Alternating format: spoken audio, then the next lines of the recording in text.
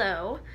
Today I'm going to be talking about Forbes Library in Northampton, Massachusetts. Now, we picked Forbes Library for this project because of its diverse community, specifically of artists and the LGBT community, and because of how active they are on their social media and website, especially during the pandemic. Now, the Forbes Library serves over 30,000 residents of Northampton, Massachusetts, and they've been open since 1894, and they recently celebrated their 125th anniversary. The library is pretty unique because they offer not just books and DVDs and video games and the typical things that you can check out from the library, but they also have puzzles and museum passes and even loan musical instruments. And they have their own virtual art gallery going on during the pandemic, and an in-person art gallery that they have pre-pandemic, where they feature art from students and local artists. They host concerts. They are very good at catering to their community of artists. And on their social media, they promote local artists and they promote social justice. They promote anti-racism workshops, social justice movements. They make posts during LGBT Pride Week. They're very good at informing their community on various issues and news. They even have workshops on voting and promoting and making sure that their citizens are getting out there and voting. Their mission statement states that Forbes Library exists to provide a wide range of information and materials to all of the people of Northampton and to encourage and support the civic, intellectual, and cultural pursuits of the community.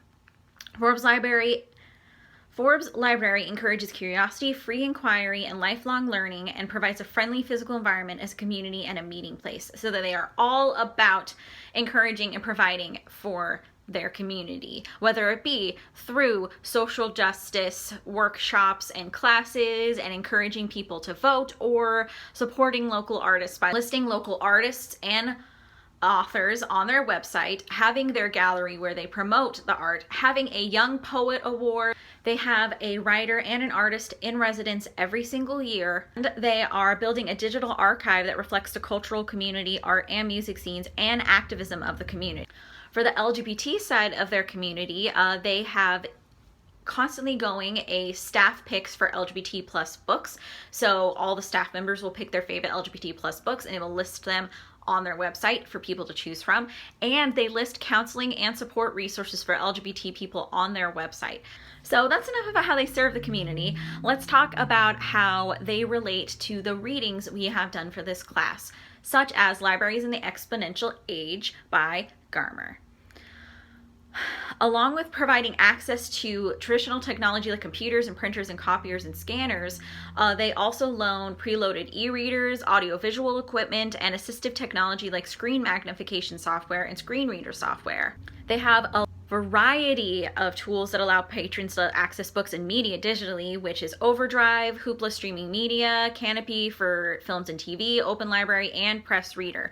So they are very involved in using up-and-coming technology to help their community access resources. When it comes to the Advancing Racial Equity reading by Sony, the Forbes Library demonstrates one step of the racial equity framework mentioned in the Gare report, which is normalizing racial equity demonstrated through social media posts like their Black Lives Matter post, their posts about building racial literacy and anti-racist practice for educators. In their strategic plan, they mentioned that the library will be a reflection of the diversity of the community and being committed to discussing global issues.